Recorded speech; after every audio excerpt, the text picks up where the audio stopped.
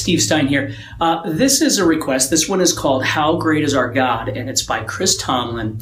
This is the version off of an album called Arriving, which is based off of an acoustic guitar, which is quite fun to play. So you'll see I've got my capo on the first fret. What I'm doing is playing a C chord. I'm playing this normal cowboy C, a country C here, okay? And what I'm doing is I'm going to take my middle finger of this C chord, and I'm going to lift it up like this. See that? And that's how I get that. So as you're playing this, you want to make sure that you're not hitting the 6th string, you're just strumming the bottom 5, and you're strumming, basically the rhythm is going to go down, down, down, down, with the 3rd one with the middle finger coming off. 1, 2, 3, 4. And it starts all over.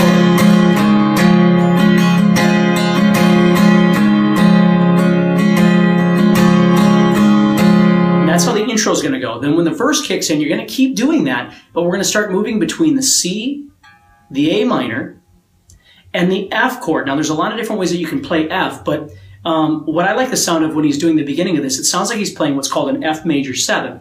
And what that is simply an F chord, the traditional F chord. But you're not pressing on the 1st string. You're leaving the 1st string open. So my first finger is going on the 2nd string. Relative to the capo, it's the 1st fret. This one's going on the 3rd string, 2nd fret, and this one's going on the 4th string, 3rd fret. So I'm leaving this one open. So it creates continuity between the C, A minor, and F. So you see that note is in there the entire time. So let me play that for you. Then you go to A minor. See, I'm still taking that same, taking that same middle finger off.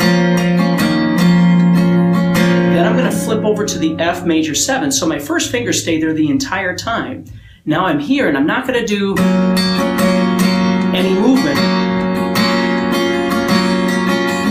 The F, I'm just going to leave that. So I have, let me play the whole thing again here. And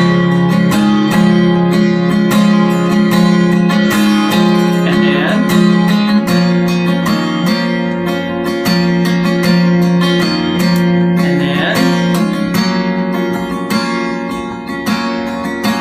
and it starts all over. Anytime, if you've watched any of my other videos, I talk about this a lot. When you're practicing this sort of thing, obviously you need to get your left hand intact, but then you need to move back over here and start dealing with kind of the ebb and flow of strumming, trying to accent things in different places, adding dynamics. Sometimes you play a lot of ups, and sometimes you play just a few. There's no one right strumming pattern to songs like these. It's more organic. You're just trying to learn how to put your downs here and add some ups in between.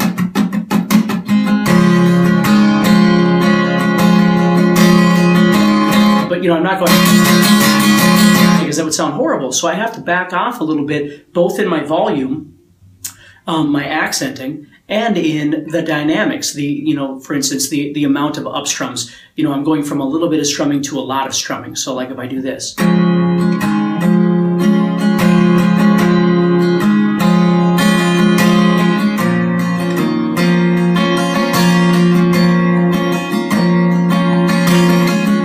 Decide how much of each one that I want as I keep playing, and that's really the hardest part about playing guitar, is getting to the point where that sounds really comfortable. Now, that's all you do for the verse. When you go to the chorus, you do exactly the same thing, but you're going to start adding in a G chord. So you're going to go. Now I stopped doing the little lifty thing. I'm just staying on the chord. Then you go to F.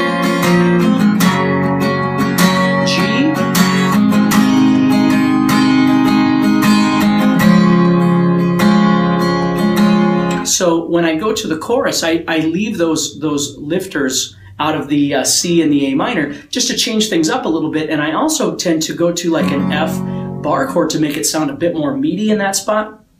You could still play F major 7 and it would sound just fine. You could still add these in and it would sound just fine. That's entirely up to you to decide, what's the most comfortable way for you to play this so you're enjoying yourself and yet it sounds very musical. Don't always get caught up in doing, well, in this part you do this and then you don't do this. just whatever makes most sense for you to make it sound as musical as possible. So here's what the chorus would be if I played it.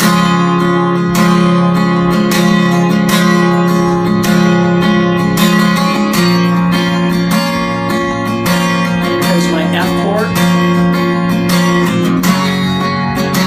G, C. Now slip back into the verse, so I'm going to go. I'm going to start doing that again, okay? But again, as I said, you could do those throughout the course and it would sound just fine.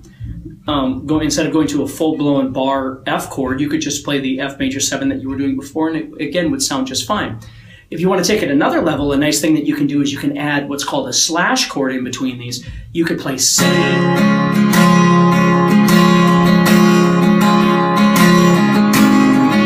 could add that little thing in there too. And what you're doing is going from a C chord, and then what we're going to do is take this finger, your middle finger, and you're going to move it up to the 5th string, 2nd fret, again, relative to the capo. So I'm moving from here.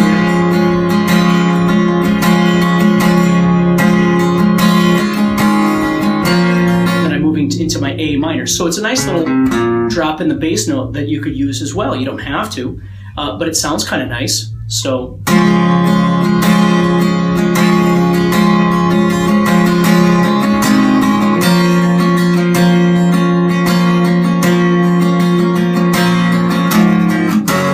Another one I could use. I could be going from the A minor to the F, and what I do is I add in G in the bass, again relative to the capo. I'm adding in my pinky up here, and it's a nice little transitionary thing. And the more you learn about those, the more you find, you know, not necessarily in any one particular song, but these kinds of chord progressions are very common, like with worship music and things like that. So a lot of these kind of things you can use on a regular basis depending on the song that you're playing. So they're kind of nice to get comfortable with. So again, the nice thing about video is you can watch this as much as you need to absorb the ideas. Keep it as simple as you need to, or make it as interesting as you want to, depending on what you're looking for. So let me know if you have any questions, and send me any requests that you might have. Thank you.